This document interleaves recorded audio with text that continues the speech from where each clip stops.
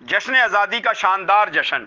DEO literacy department madam Javeria Amreen, literacy supervisor Mubashar Ishaq के अहकामात पर non formal basic education school मोहल्ला शमसाबाद आरीवाला में खूबसूरत तकरीब का इनेकाद किया गया। तकरीब का आगाज़ तलावत कलाम पाक और नात रसूल मकबूल सल्लल्लाहु अलैहि वसल्लम से किया गया।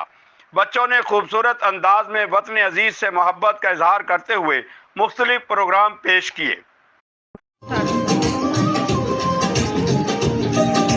मिट्टी के ताबीज बना के नाम वतन का गले लगा के हर मुश्किल से हाथ छुड़ा के तेरे सारे ख्वाब बचा के बस इतना कह देना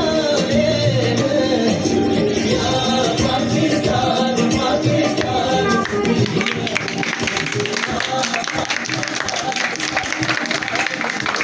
बिस्मिल्लाहिर्रहमानिर्रहीम। पाकिस्तान 14 अगस्त 1947 को वजूद में आया। पाकिस्तान के बानी कायदे आज़म हैं। पाकिस्तान की खातिर जान का नजराना पेश करने वाले शोधा पे सलाम। तकरीब के इख्तिताम पर कौमी तराना पेश किया गया।